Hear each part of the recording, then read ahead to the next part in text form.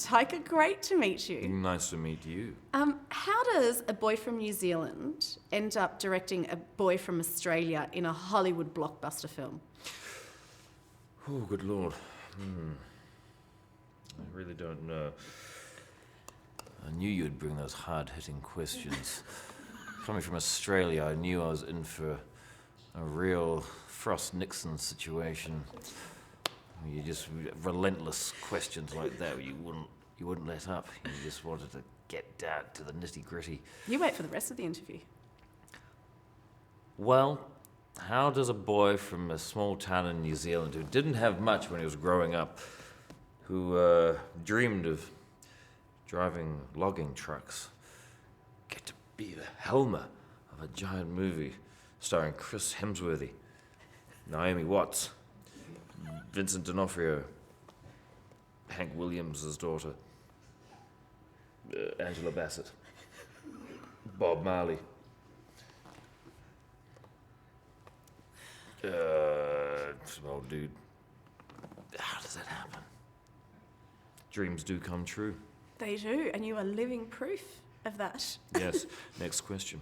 Chris Hemsworth said he wanted to take this film in a different direction. Did he? Yeah. And then I should have listened to him. you come on board and you take it in a different direction. But I loved the direction you took it in, by the way. But when you went to the studio and went, here are some of my ideas, I'm sure they didn't just lap them up. How did you convince them that this was going to work? What's weird about that studio is they just... I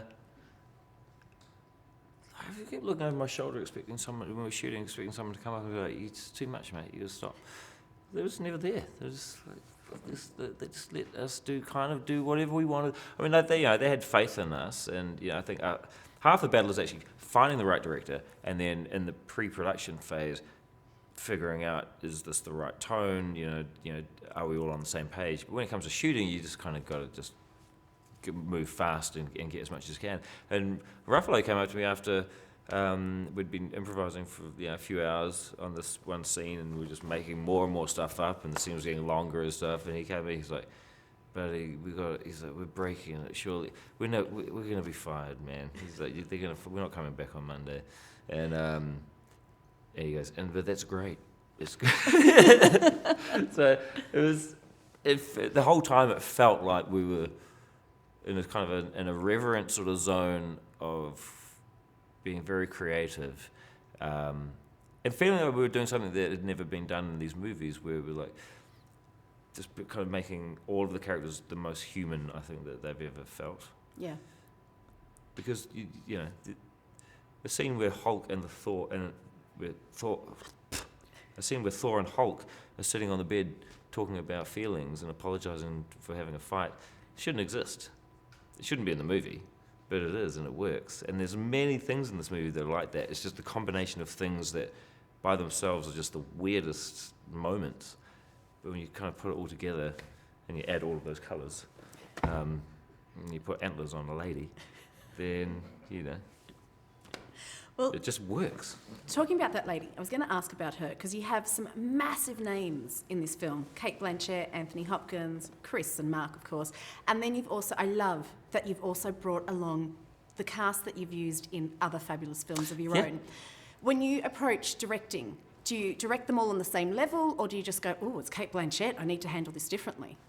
Oh, I tried to figure that out early on, because I didn't want to let that hinder my style of directing, which is very loose and very casual. So I'm used to working with my friends all the time. I can be very open with them. I can say, that's shit, let's do it again. And so I wanted to make sure that there was some way that I could keep that feeling on the set with these, with all these names. What helped actually was that there's so many of them that it was hard to be intimidated by any one of them. It was, Anthony Hopkins now what? So it kind of just actually made me a bit more relaxed. And after talking to all of them and becoming very friendly with them all, I realised they're all the same as my friends. All actors are just, insecure babies who just want attention and want you to, make them feel good about themselves. So once you do that and become their friends, then you basically control them. So you get the job, right? You know what you want to do. You've become friends with all the actors. How do you feel, though, the night before your first day on set? I don't know. Maybe there's something wrong with me. I just wasn't nervous. I never got nervous on this job. I like being nervous because it makes you feel, you get a bit more energy and you sort of, I don't know. I'd planned a lot. I'd planned my first 2 weeks of shooting, with all the shots and stuff I was doing. So I knew exactly what I was going to do. I think it's more that there's so many people on these sets, and to move the camera around and change angles and change, all of that takes a lot longer than on my movies. I shoot all my movies in about 25 days or 30 days. This was 85 days. Wow. A lot of actors and people in the film industry complain about the promo tour because they don't like sitting in hotel rooms. But I've been stalking you online, and you, Chris Hemsworth and Mark Ruffalo seem like you've had a ball. Oh, yeah. What has been the most memorable moment? I think the moments with those guys. I mean, I had a great Facebook Live thing with Jeff Goldblum yesterday, and that was amazing. Had another, and all the press that we did in Australia with those two boys was really cool. Also, those people who complain about the promo tours, that's so rude, because you're in a movie. That was your dream from being a kid, and now you're in a movie, and now you don't want people to see it. Do the promo tour. I can name 10,000 worse jobs than doing a promo tour, and they all involve blood. The actual, losing blood. So, I think I've had a blast. I love this, and I love talking about it because I love myself, and I love talking about me. So, keep the questions coming. The next one better be about me. Well, I was going to say, finally, I think your voice is very important in cinema. It's very unique. Exactly what I wanted to hear.